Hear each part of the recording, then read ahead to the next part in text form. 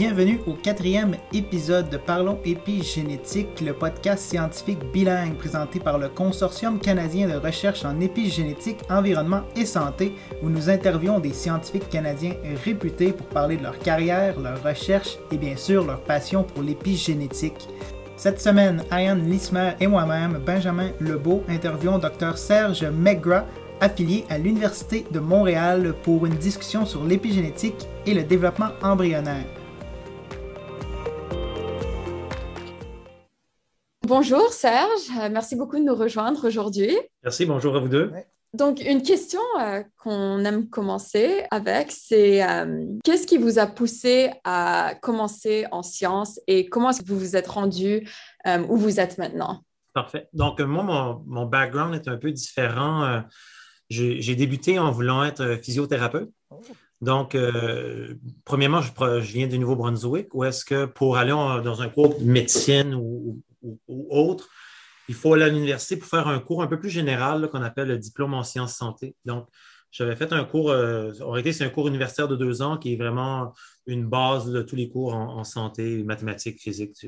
Donc, j'étais là-dedans pendant 2 ans et après avoir fini ce cours-là, ensuite, j'ai appliqué en physiothérapie. J'ai pas été admis. Donc, mon deuxième choix était biochimie et je suis rentré en biochimie à l'Université Laval à Québec. Et donc, à partir de là, j'étais un peu déçu au début, mais par contre, ça n'a pas pris de temps que j'étais très, très content parce que je me voyais beaucoup plus dans un labo qu'en train de traiter des patients. Donc, c'est même ça a débuté. Donc, mes premières années, j'étais juste un étudiant au bac, un peu comme tout le monde.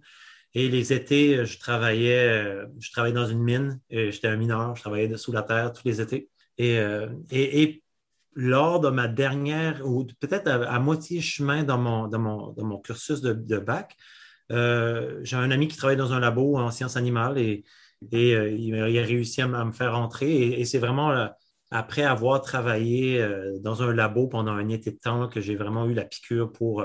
et c'est là que j'ai décidé que j'allais faire une maîtrise. Parce qu'au début, je pensais qu'avec un bac, on allait avoir une job incroyable. Et donc, ça, c'était la première petite portion, là, la voie que je me suis dirigé en biochimie. Donc, c'est quoi que vous aimiez le plus dans le travail en labo comparé au travail avec les patients? C'est comment vous avez eu cette piqûre-là? Je pense que c'était vraiment faire le benchwork, là, faire les expériences. C'était vraiment... j'étais quelqu'un, quand j'étais plus jeune, qui adorait faire des choses avec les mains, qui était toujours en train de faire des expériences à la maison et que ce soit faire des petits volcans là, avec du vinaigre et du soda ou des choses comme ça. Donc, c'est vraiment cet aspect-là que je retrouvais un peu, là, un peu la magie là, que je trouvais qu'il y avait en sciences. Et là, lorsque j'ai vraiment été travailler dans un labo, parce que, comme vous le savez, au bac, on apprend des choses, mais souvent, c'est des choses qui sont toutes faites pour nous. Là. On sait que l'expérience va fonctionner 100%. Et quand on tombe dans un vrai labo, là, c'est vraiment là qu'on s'aperçoit que ce n'est pas le cas des expériences. Donc, c'est ça. J'ai débuté dans un labo où est-ce que je travaillais avec la docteure Janice Bailey. C'était ma première job dans un labo. J'ai travaillé là, je pense, un été et ensuite peut-être pendant un semestre avec elle. Je travaillais sur le spermato par la suite, elle partageait un labo avec le docteur Marc-André Sirard, qui est aussi là-bas à l'Université Laval.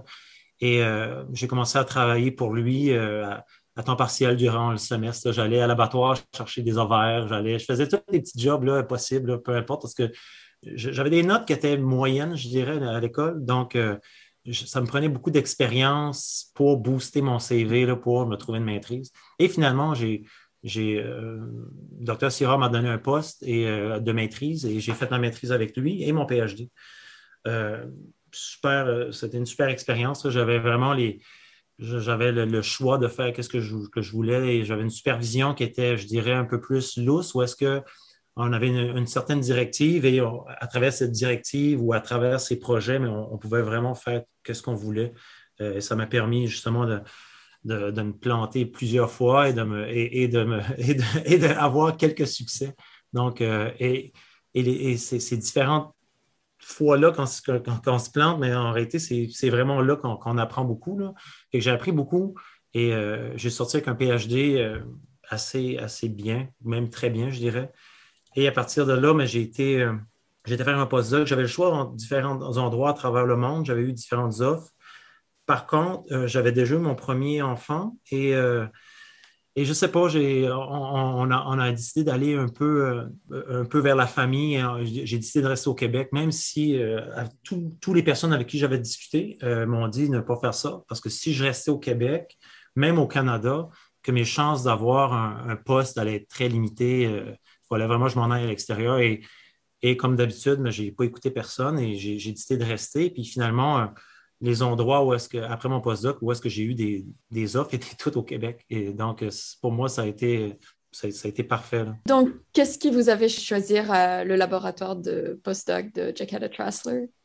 Une des raisons pourquoi j'ai décidé d'aller là, donc j'étais dans un modèle animal avant qui était le bovin, beaucoup, et le porc un peu, mais surtout le bovin. Je voulais aller travailler avec une souris et je voulais jouer avec la génétique. Dans son labo, il possédait une souris DNMT1-0, donc l'enzyme qui rajoute la méthylation, mais ovule spécifique, donc qui est une enzyme produite par l'ovule et qui est seulement utilisée au niveau de l'embryon 8 cellules. Et moi, c'est vraiment une période qui m'intéressait, c'était vraiment parce que pendant tout mon PhD, j'ai vraiment travaillé sur la préimplantation, donc de l'ovocyte jusqu'au blastocyste. On avait identifié différents facteurs épigénétiques qui étaient exprimés, le niveau d'expression et ce genre de choses chez le bovin. Mais donc, on était beaucoup limité, que ce soit avec les anticorps, que ce soit avec les modèles génétiques. Chez le bovin, il n'y en avait pas dans le temps, il n'y en a presque pas maintenant. Donc, je voulais aller avec un modèle de souris qui me permettrait d'aller beaucoup plus loin au côté mécanistique, ce qui n'était pas vraiment faisable là, dans le temps au niveau chez le bovin. Et je voulais aussi avoir un différent aspect qui était peut-être un peu plus aussi relié à la santé pour me donner un autre corde, là. J'avais fait tout le côté développement qui était beaucoup plus animal. Et là, pour ma carrière future, je me voyais plutôt aller dans un côté qui était, oui, toujours un côté fondamental, mais j'aime pas dire fondamental, j'aime mieux dire discovery, un milieu de recherche où est-ce qu'on fait de la découverte, mais je voulais aussi aller avec un modèle qui est un petit peu plus vers la santé. Donc, c'est une des raisons pourquoi j'ai choisi d'aller pour la science avec le Dr. Trassler, pour le financement aussi, parce que vivre dans un autre pays avec un bébé, avec des garderies, ces choses-là, c'était assez fou. Et au Québec, mais on avait quand même un environnement qui était super supporteur là, en tant que postdoc. C'est une des raisons que j'ai resté. Donc, est-ce que c'est un mythe que quand on fait son postdoc au Québec, c'est plus dur de se trouver un lab ici ensuite? C'était un mythe qui était avant. Moi, je pense que en réalité, ce qui passe, c'est ton CV. L'importance aussi d'aller, que ce soit lorsque j'étais chez Dr. Syrah ou quand j'étais chez Dr. Trassler, des choses que j'ai faites, c'est des stages à l'extérieur. Quand j'étais au Québec, j'ai fait des petits stages, que ce soit à Montréal, mais tu sais, je suis venu dans le labo à Dr. Vessio-Bordignon à McGill. Donc, j'ai fait quelques stages dans ce labo-là. J'ai connu d'autres labos. Lorsque j'étais chez Dr. Trassler, j'ai fait un stage d'1 mois et demi en Allemagne, dans le laboratoire à Christopher Plass. Fait que, j'ai été pendant 1 mois et demi parti là-bas à faire des expériences full-time. J'ai été aussi dans le laboratoire Dr. Richard Chalet à Pittsburgh. Et donc, oui, je suis resté à Montréal. Par contre, j'ai vraiment mis l'emphase sur aller faire des stages à l'extérieur et aussi aller dans des meetings à l'extérieur pour justement un peu comme agrandir mon network. Et comment est-ce que vous vous êtes pris pour avoir des stages internationaux? Est-ce que vous avez juste envoyé un email? Vous aviez des connexions? J'avais des connexions, par exemple, à Pittsburgh avec Richard Chalet.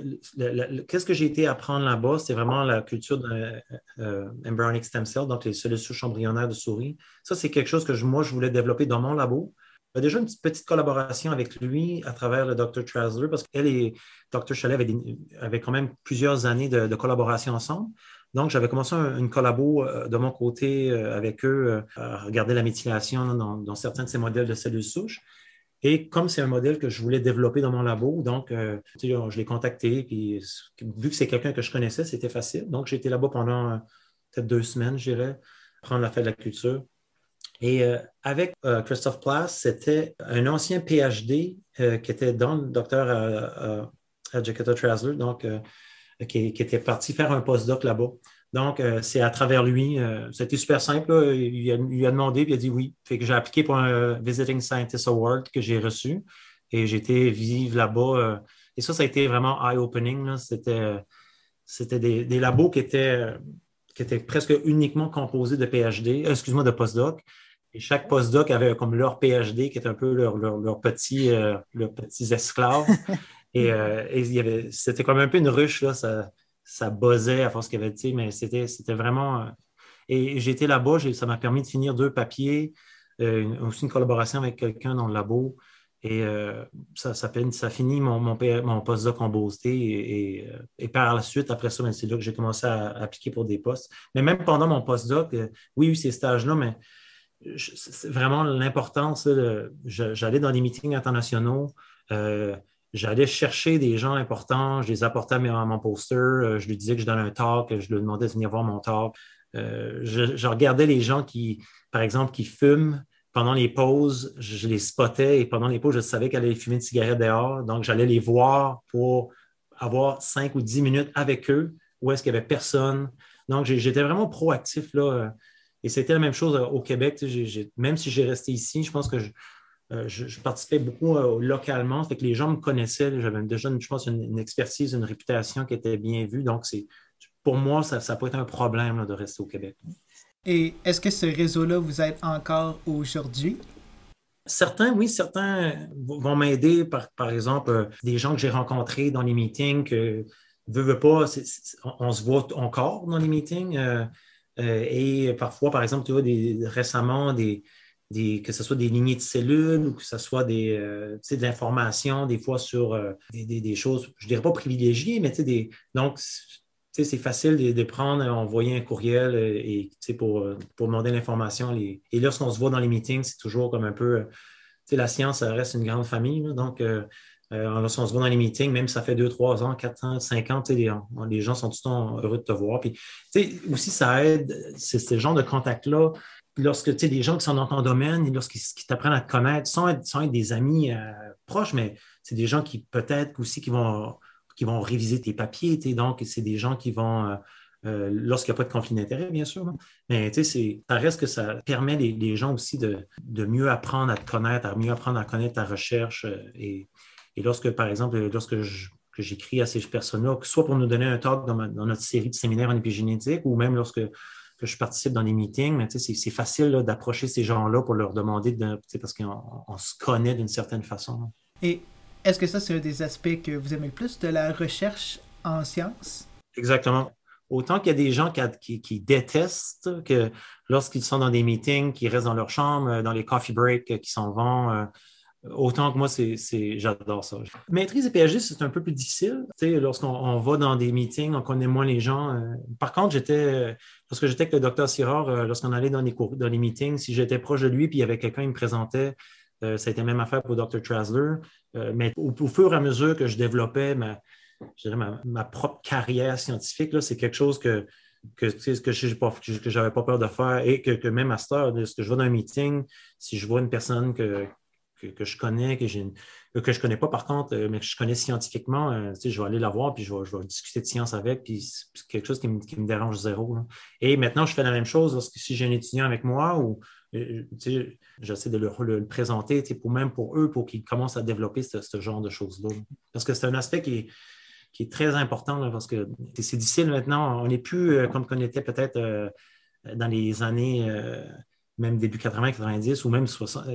La science est tellement internationale, c'est tellement important d'avoir ces connexions-là. On ne peut pas faire de la science tout seul dans notre coin, c'est plus possible. C'est tellement spécialisé maintenant qu'on a besoin des expertises de partout. Tout à fait. Et donc, à part la science, est-ce que vous avez d'autres passe-temps que vous faites durant votre temps libre? Oui, j'ai des passe-temps, j'en ai plusieurs quand j'ai le temps. La pandémie a aidé un peu là, sur certaines choses là, parce que des passe-temps que j'ai beaucoup, c'est vraiment du camping et faire maintenant du hiking. Mais pendant la pandémie, ça a pris un peu un background. Là, ça a été fait mis en pause parce qu'on ne pouvait pas vraiment se déplacer. Et pendant la pandémie, juste avant, je me suis acheté une maison. Donc, j'ai fait beaucoup de réno. Donc, une des choses que je m'étais promis lorsque j'allais avoir ma maison, c'est d'avoir un atelier. Donc, j'ai un atelier et je fais tous mes rénaux dans ma maison, que ce soit les planchers, que ce soit changer, refaire les murs, refaire la salle de bain. Fait que pendant la dernière année, là, j'ai fait des rénaux, l'électricité, toutes sortes de choses là, dans ma maison. Donc, ça fait 1 an là, que je fais ça et j'adore ça. Et la chose dans ce genre de choses-là que j'adore, je trouve qui est gratifiant comparativement à plusieurs choses qu'on fait dans notre travail, c'est qu'on a un résultat tout de suite. Et même quand le résultat n'est pas parfait, c'est quand même très satisfaisant. Ou est-ce que lorsqu'on fait une expérience, ça peut prendre, surtout ce qu'on fait des expériences de séquençage, ça peut prendre des mois et des mois et des fois des mois avant qu'on ait des résultats finaux. Ou est-ce que lorsque je refais mon plancher, souvent à la fin du week-end, mon plancher il est fait et tout le monde qui vient chez nous dit qu'il est beau. Donc, c'est très gratifiant. Ou est-ce que lorsqu'on écrit un grant et qu'on se passe des mois à écrire et on soumet et que ça arrive et qu'on est outranké ou qu'on est une place d'un spot d'être financé, des fois, ça peut être très difficile. L'important de revenir et d'être persévérant parce que c'est une des premières caractéristiques d'un chercheur, c'est la persévérance avant tout le reste, je dirais. Donc, ça, c'est une des choses que j'aime beaucoup. J'en fais un peu moins maintenant, mais je fais beaucoup de mécanique aussi. J'ai un Jeep là, où est-ce que j'ai tout changé, la suspension, travaillé sur le moteur, refait les freins. Et j'ai travaillé quelques années passées, là, un bon 2-3 semaines là, à tout refaire au complet dessus pour aller prendre la première randonnée avec et le renverser sur le toit dans ma première drive. Fait que, ouais, donc ça, c'était un peu moins gratifiant, mais bon. Mais bon, je suis vraiment hands-on. Tu sais, je suis vraiment. J'adore ça. Tu vois, hier, j'ai pris congé pour la Fête du Canada, puis j'ai travaillé dans mon atelier à faire un système un peu différent parce qu'on a un système de pompe à vide dans le labo et je voulais faire quelque chose un peu plus performant, un peu plus beau. Fait que donc, j'ai travaillé sur un système de pompe à vide là, bref, fait que je vais installer ça dans le labo bientôt. Donc, fait que je fais beaucoup de choses là, avec. Pour me changer un peu les idées, c'est bien, ça change les idées. Souvent, je fais ça, j'adore la musique, donc j'écoute beaucoup d'heavy metal, donc je mets du heavy. Je travaille dans mon garage toute seule, un peu la façon de décrocher. Et le camping et la randonnée, c'est un peu la même chose. Hein? Ouais. Être dans la nature, c'est probablement une des seules choses qui me permet de décrocher. C'est rare là, que je décroche, là. Je pense toujours à mon travail. Mais de faire de la randonnée et du camping, c'est une des seules choses là, qui me fait décrocher. Est-ce que vous avez des endroits préférés au Canada pour faire du camping? Au Canada, en réalité, on a fait beaucoup plus de camping au Québec dans les parcs au Québec, vraiment à travers. On avait commencé à en faire juste avant la pandémie. On allait dans les White Mountains aux États-Unis. Mais là, avec la pandémie, on ne peut pas aller.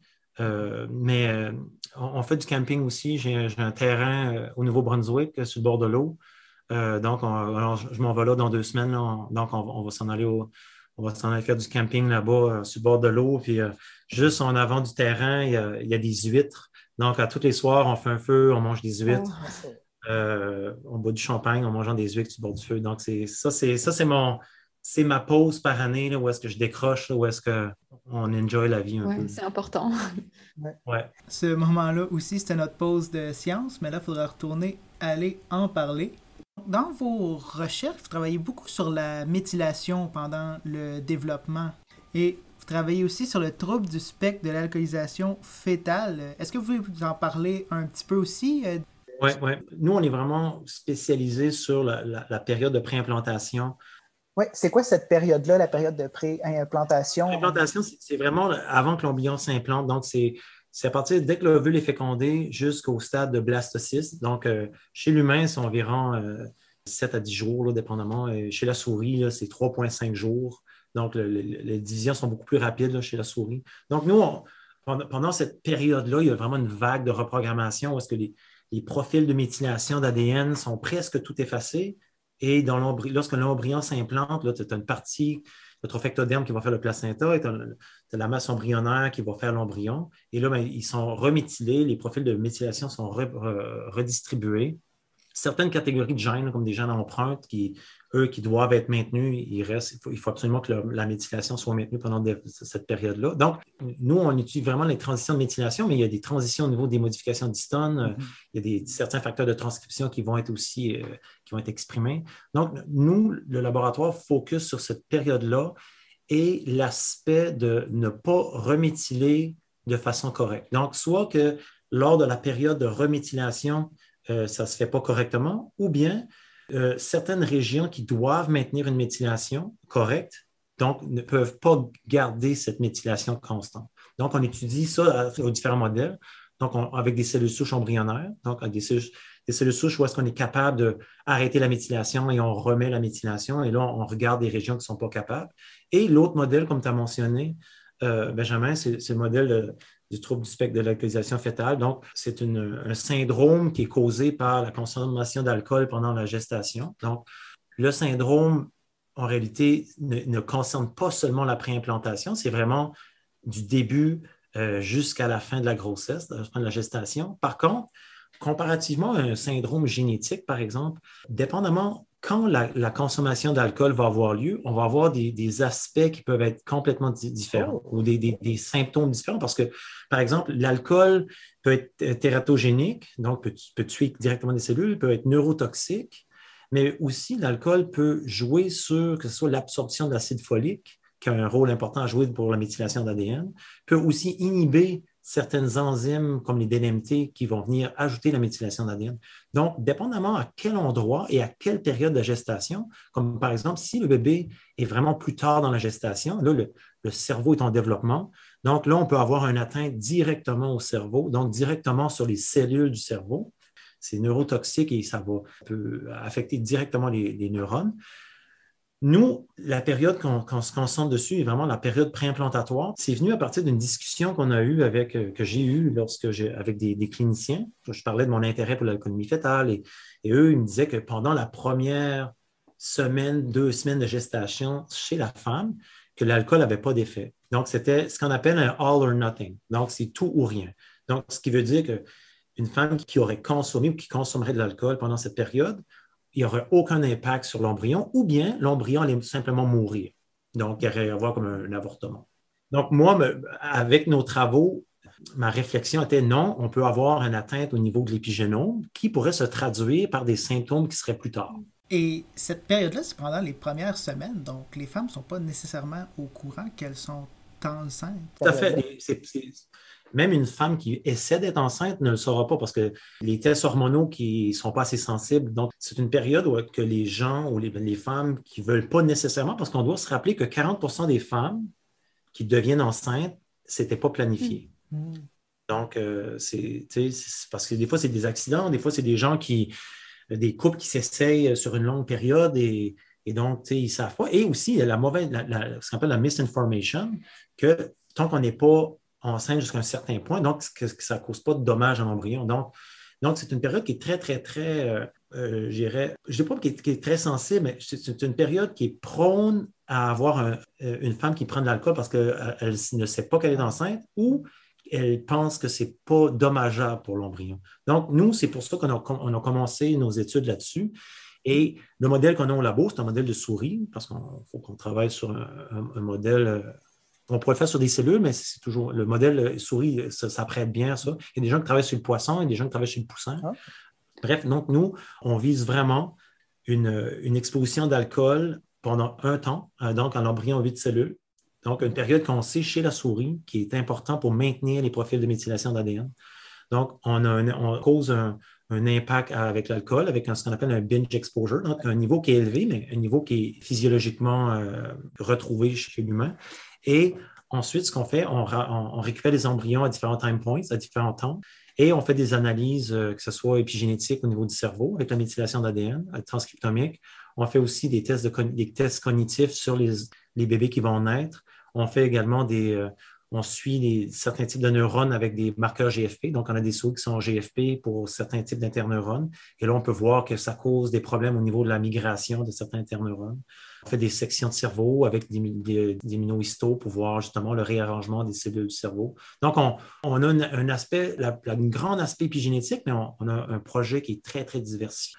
Et donc, votre modèle du binge drinking serait équivalent à quoi dans la femme? C'est toujours un peu difficile à mettre en chiffre parce que la souris, le métabolisme est beaucoup plus élevé. Donc, il faut toujours aller un peu plus haut chez la souris parce qu'ils sont capables de dégrader l'alcool à un rythme qui est 2 à 4 fois plus rapide là, que l'humain. Parce qu'on sait c'est quoi du binge drinking, hein? C'est des gens qui prennent et qui chuggent ou qui calent très rapidement. Donc, ça équivaut à quelqu'un qui calerait, peut-être une femme qui calerait plusieurs verres de vin, peut-être 5, 6 verres de vin très rapidement, par exemple. Okay.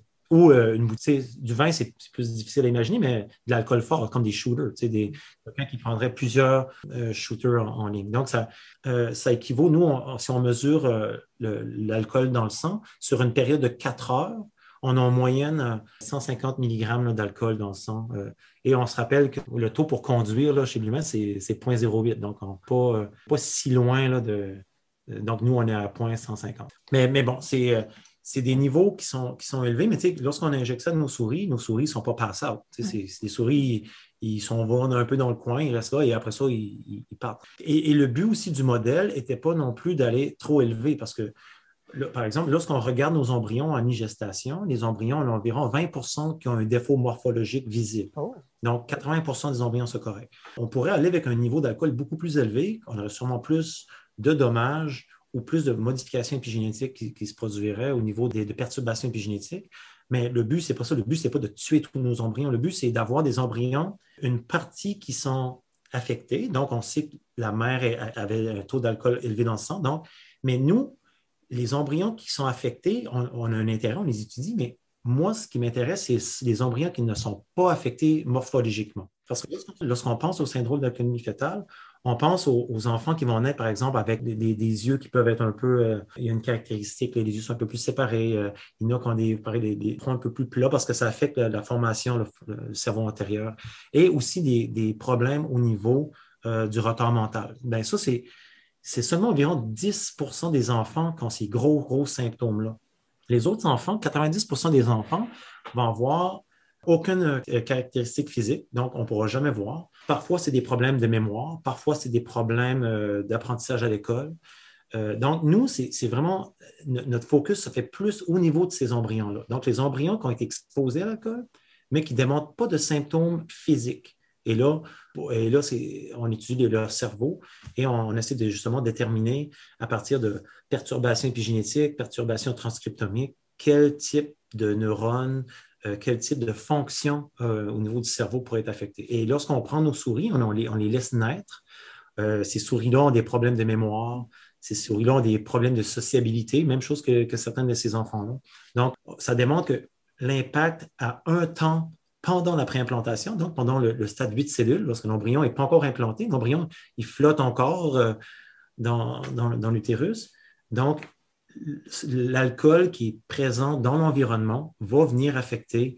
Et là, c'est ce qui nous reste à déterminer. Est-ce qu'on a un impact direct sur la méthylation d'ADN à ce niveau ou est-ce que c'est un impact sur les modifications d'histones ou c'est un impact sur les facteurs de transcription? Pour l'instant, on ne le sait pas. Mais on sait, avec certains résultats qu'on a obtenus, un papier qui est en révision présentement, que certains gènes empreintes, certaines portions de gènes empreintes qui doivent maintenir leur méthylation pendant la vague de reprogrammation, on sait qu'on perd certaines marques de méthylation qui voudraient dire que oui, il y a cette partie-là du maintien de la méthylation d'ADN qui pourrait être affectée.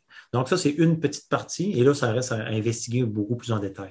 Et il y a évidemment beaucoup qui se produit entre l'embryon de préimplantation et après le développement du cerveau. Est-ce que vous pensez que les modifications de la méthylation de l'ADN dans l'embryon de préimplantation sont retenues à travers le développement? Mon hypothèse est, oui, il y a des problèmes de méthylation, que ce soit du maintien de la méthylation qui ne se fait pas. Ça, c'est une petite partie. Avec nos résultats, on voit aussi qu'il y a un problème d'hyperméthylation. Lorsque la vague de reprogrammation reprend, les marques de méthylation doivent être réémises ou réapparaître à travers le génome. Et là, c'est à partir de là que je pense que certaines des modifications, oui, on va suivre une trace, mais c'est aussi un peu un effet domino. Si on a certains gènes qui sont, par exemple, que ce soit dans leurs promoteurs, que ce soit dans les régions intergéniques, qui sont pour la stabilité, et les rétrotransposants et les enhancers. Si on a certaines régions qui ne sont pas bien mises très tôt dans le développement, donc il y a un peu un effet domino parce que si on a un gène, par exemple, qui contrôle un gène important pour le développement du cerveau plus tard, qui est affecté, donc lui peut avoir un effet un peu plus tard. Donc, nous, on a regardé mi-gestation à 10,5 jours chez la souris. Et là, on est en train de regarder à différents points dans le temps parce que pour l'instant, on ne sait pas c'est quoi l'effet primaire. Donc, est-ce que l'effet primaire est sur la méthylation? Est-ce que c'est un facteur de transcription qui est trop exprimé ou pas assez exprimé et là, qui cause un peu un débalancement là, au niveau de la... Parce que chez l'embryon, du jour 3,5, qui est le blastocyste, au jour environ 6,5, les marques de méthylation qui vont être installées là, pour la plupart du génome, vont être constantes par après dans le développement. Pour certains gènes, on va voir des gènes qui vont soit augmenter en méthylation ou diminuer, même chose pour la transcription, dépendamment du type cellulaire. Mais lorsqu'on parle de la méthylation globale, là, des niveaux globaux, c'est vraiment la période très, très importante. Donc, une autre hypothèse que j'ai, c'est que les cellules du cerveau sont beaucoup plus prônes à des dérèglements. Donc, on a les cellules qui vont grandir et qui vont faire des progéniteurs neuraux. Donc, mon hypothèse est que ces cellules-là, un petit défaut épigénétique va avoir une plus grande importance, par exemple, qu'une cellule qui va faire une cellule de peau. Donc là, c'est l'importance d'aller voir au niveau des germ layers, des feuillets germinales, est-ce qu'on a des feuillets qui vont le plus être affectés. Donc, on regarde, par exemple, si on regarde la même chose au niveau du placenta, parce qu'on regarde, et les placentas sont beaucoup plus affectés au niveau de la méthylation par une exposition prénatale à l'alcool pendant la période préimplantatoire. Mais le placenta est un organe on n'a plus besoin après la naissance. Donc, le placenta, même s'il y a beaucoup plus de perturbations épigénétiques, il va être capable de fonctionner. Pour l'instant, on pense qu'il y a certains problèmes au niveau de la fonction. Et là, c'est une étude que Lisa Marie Legault est en train de faire dans le labo, une édition au PhD. Ça, on va regarder ça. Par exemple, c'est un autre exemple que le trophectoderme, qui est le feuillet du blastocyste, qui va donner le placenta. Donc, il y a des perturbations qui vont se causer là, qui vont être reflétées. Et là, on sait, à partir du trophectoderme, qui est une lignée cellulaire qui va directement apporter au niveau du placenta. Donc, si une des expériences à faire, par exemple, ça serait d'isoler ces cellules-là et voir est-ce qu'on voit un impact de méthylation ou est-ce que c'est transcriptomique l'impact ou est-ce que c'est, par exemple, une modification d'histone. Donc, Ariane, tu sais, tu as travaillé avec des petits embryons comme ça. Donc, on n'a pas beaucoup de cellules. Donc, on a encore aussi beaucoup de protocoles là, à mettre au point là, pour être capable de répondre à cette question. Ouais. Donc, si une femme planifie d'avoir un enfant, ce serait bien qu'elle arrête de boire. Oh, tout à fait. Puis c'est pas juste pour les femmes, hein, c'est la même chose pour les hommes. Ben oui, Michael Golding, là, à l'Université au Texas, plusieurs beaux papiers là, qui sont sortis de caractérisation de modification épigénétique dans le spermato. Donc, lui, il fait un peu le contraire de nous. Il expose les souris, mais mâles. Et ensuite, il fait caractérisation des spermatos, mais caractérisation aussi des embryons par la suite. Donc, il faisait exposition du père. Là, la mère est une wild type que juste contrôle avec aucune exposition. Et là, il voyait des problèmes, des défauts embryonnaires qui se causaient. Donc, c'est la même chose. Souvent, on voit, ta question est bonne, Benjamin, mais souvent, on voit les femmes arrêtent de boire, mais les hommes continuent à boire aussi. Mais l'impact peut avoir aussi. Et ça, c'est quelque chose qui n'était pas connu ou pas pensé avant. Donc, moi, j'ai des amis qu'après nos études ou après d'avoir discuté avec eux, que je sais clairement qui essaient de tomber enceinte et les deux, l'homme et la femme, tous les deux ont arrêté de boire pendant la période préconception. Oui, je ne savais pas ça, que même chez les hommes, ça pouvait avoir un effet. C'est une information qui est importante à savoir. Il faut se le dire, ça reste des modèles de souris, mais ces modèles de souris-là reflètent beaucoup, beaucoup des mécanismes. Et tu sais, je pense que justement, à travers ces modèles de souris-là, que ce soit nous au niveau de la préimplantation ou que ce soit, par exemple, Michael Golding avec ses modèles de paternels. Donc, c'est des modèles qui vont faire avancer un peu la mentalité là, du all or nothing d'avant et très important au niveau de la santé publique. Et au niveau mécanistique, comment est-ce que vous pensez que l'alcool produit des troubles en méthylation de l'ADN ou en modification d'histone? Un peu comme je disais tantôt, l'alcool peut inhiber l'acide folique, inhiber l'absorption de l'acide folique. Et l'acide folique est important pour la méthylation de l'ADN, important pour les DNMT. Et encore une fois, je pense que ce n'est pas un mécanisme parfait. Donc, c'est peut-être le main mécanisme, mais ce n'est pas le seul. Comme par exemple, Mélanie dans le labo, Mélanie Breton-Larrivée, nous, on a fait pour le voir si est-ce que le problème pourrait être avec ça. Et ce que Mélanie a fait, elle a donné des diètes enrichies en groupe méthyle, donc pas juste l'acide folique, mais tous les nutriments qui font partie du One Carbon Metabolism. On a donné ça aux souris 4 semaines avant. Donc, on donne 4 semaines de cette diète enrichie. Ensuite, les souris femelles sont accouplées avec des mâles et les femelles sont gardées sur cette diète enrichie-là. Et là, on donne notre exposition. Et ces travaux qu'elle est en train de conclure, qu'on est capable de réduire et de presque enlever tous les défauts morphologiques au cerveau des embryons. Oh. Donc, on n'est pas capable d'enlever parce qu'on a toujours l'alcool aussi cause des retards de croissance. Les retards de croissance ne semblent pas être diminués par la diète. Par contre, les problèmes au niveau du développement du cerveau chez l'embryon sont atténués significativement par cette diète qui est donnée.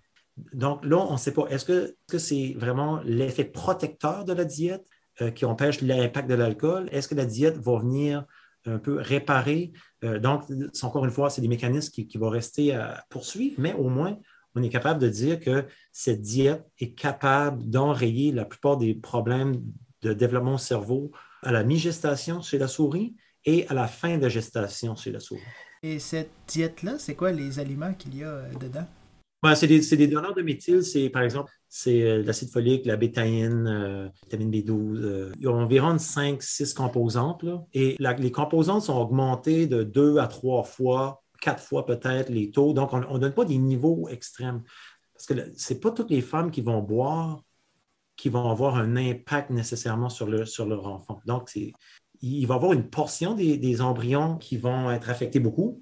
Il va y avoir une portion qui va être affectée beaucoup. Et il y en a d'autres, on ne peut pas dire qu'ils ne sont pas affectés, mais ils n'ont pas de signes visibles. Donc, est-ce que la diète, est-ce que la condition physique de la mère peut avoir un impact? Je pense que oui. Et si on regarde aussi, par exemple, les taux d'alcoolémie fœtale dans des régions du monde où est-ce qu'il y a des carences en nutrition, le taux d'alcoolémie fœtale est beaucoup plus élevé.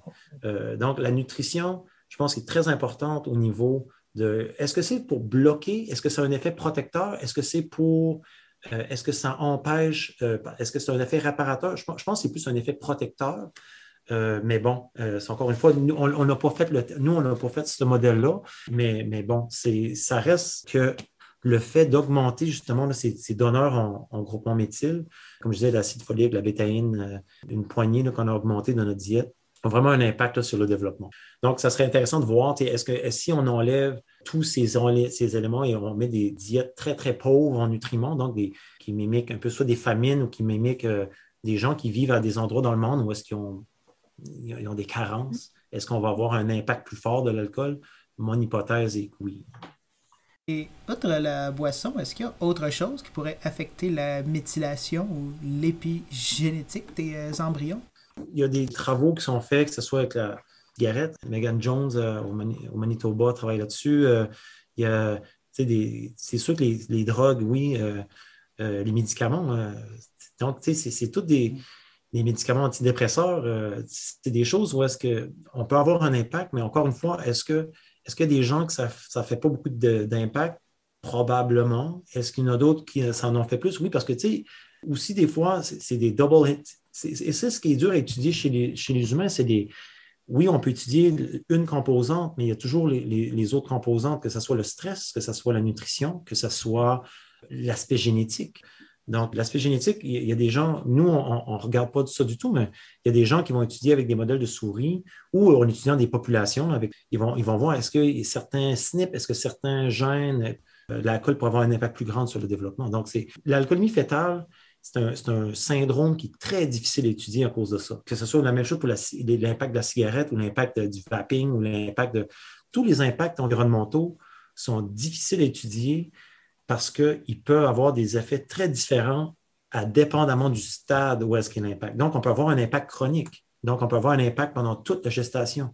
On peut avoir des impacts qui sont un peu comme nous, un binge avec un endroit. Mais le binge, si tu l'as dans la période très tôt du développement, n'aura pas le même effet que si tu l'as à mi-gestation ou à la fin de la gestation. Donc, c'est pour ça que lorsqu'on étudie l'alcoolémie fœtale, comme nous, on focalise, on cible une période et on essaie de déterminer l'effet sur cette période parce que l'étudier sur tout le développement, ça devient extrêmement compliqué. Et par exemple, si on étudie une implication, mettons une consommation chronique, ça veut dire qu'on a des double hits, on a des multiple hits tout le temps. On va avoir aussi directement l'impact au niveau toxique. Donc, il y a des cellules qui vont mourir au niveau du cerveau. Et donc, ça ne sera pas seulement l'impact au niveau de l'épigénétique. Donc, c'est très complexe. Ce n'est pas comme lorsqu'on a une mutation. Et là, on dit, bien, on va regarder l'impact de cette mutation-là dans un type cellulaire. Nous, c'est plus compliqué que ça aussi, là. Mais évidemment.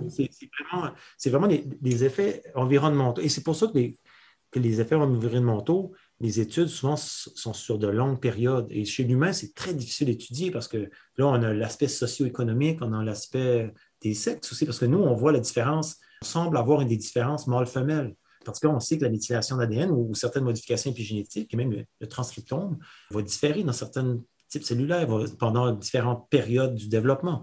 Donc, nous, avec notre impact, on voit qu'il semble que les mâles soient plus affectés que les femelles au niveau de l'embryon au jour 10.5. Est-ce qu'après, on est capable, les mâles vont être capables de se rattraper? C'est un peu ce qu'on est en train de faire là, avec justement cette méthylation à différents temps. Et là, on pourra comparer, est-ce que les régions qui étaient affectées, est-ce qu'elles ont été réparées, est-ce que ça a empiré, est-ce qu'il y a eu un effet domino? C'est des études qui se poursuivent. Là, toi, j'ai commencé mon labo, ça fait 6 ans. Ce projet-là a débuté peut-être après la première année, parce que la première année, mon labo était un peu... on n'avait pas d'espace de labo, il faut tout mettre en route, mais ça fait environ 5 ans qu'on utilise ce modèle-là. Nos premiers papiers sont en train de sortir parce que ça a été quand même assez long là, à mettre tout en place. Malheureusement, on va devoir commencer à conclure. Mais juste quelques dernières questions. Est-ce que vous avez, premièrement, des conseils pour des parents qui sont en phase de préconception? Et aussi, plus de notre côté, est-ce que vous avez des conseils pour des étudiants de thèse ou des étudiants postdoctorales? Pour les personnes qui veulent avoir un enfant, je pense que c'est facile à dire, là, mais c'est la santé, que ce soit l'activité physique, que ce soit la nutrition et pas boire, pas fumer, consommation de drogue, les 3 choses majeures, je dirais. Mais je pense qu'être en bonne santé et une bonne nutrition va être capable de pallier pour certaines choses qui pourraient se produire. Je dis pas que ça va corriger au complet, mais avec nous, ce qu'on a marché à souris, que vraiment juste une diète plus riche est capable. Donc, les parents, s'abstenir pour quelques mois pour les hommes, les femmes, donc pour toute la grossesse et l'allaitement. C'est le meilleur héritage épigénétique là, pour votre enfant. Et pour les étudiants, mais l'importance de se trouver un bon labo, des bons mentors, des mentors qui vont aussi vous supporter, que ce soit pendant votre période que vous êtes avec eux, mais aussi lorsque vous allez sortir de leur labo. Être dans des labos où est-ce qu'ils vont vous montrer, que ce soit écrire vos demandes de bourse, vous montrer écrire des demandes de fonds, qui vont vous mettre de l'avant, qui vont être vous allez être leurs champions, donc ils vont vous mettre de l'avant, qui vont présenter vos données et vous donner le juste crédit. Très important. Être dans un labo où est-ce que vous êtes challengé mentalement, mais aussi où est-ce que vous êtes un peu laissé à vous-même dans certains aspects parce que c'est à vous de prendre votre projet entre vos mains. Donc, il n'y a personne qui va le faire pour vous. Ça veut dire travailler des fois des heures de fou. Ça veut dire parfois travailler toute seule. Ça veut dire parfois travailler en collaboration avec des gens qu'on ne veut pas nécessairement travailler, mais ça, on le fait pour le reste de notre vie. Mais il faut se rappeler que les périodes de PhD, les périodes de postdoc, là, moi, si je regarde là, mes amis que j'ai maintenant, mes meilleurs amis viennent tous de ma maîtrise PhD et pendant mon postdoc. Donc, c'est des amis que je me suis fait. C'est encore mes meilleurs amis. On a travaillé les nuits, on a travaillé les week-ends, mais maintenant, à cette heure, on fête les nuits et on va camper le week-end maintenant. Merci beaucoup pour cette entrevue-là. J'ai vraiment appris beaucoup. Merci à vous deux. C'était super le fun. C'était ma première fois que je faisais ça, donc c'était super le fun. Non, c'était vraiment bien. Je me sens inspirée maintenant.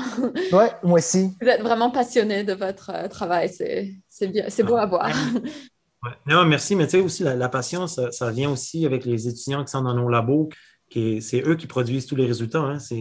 Moi, je suis ici, j'écris des papiers, j'écris des grants et j'essaie de motiver les troupes. Là. Je suis un peu comme une cheerleader, mais la motivation vient beaucoup, beaucoup du labo et des collaborateurs et des collègues. Hein. C'est super important là, d'avoir pas seulement des bons étudiants, mais des étudiants avec qui aiment travailler avec toi, avec moi, et des collègues là, avec qui on peut collaborer et un peu se sentir, on est une grande famille. Hein. C'est toujours ça que je dis.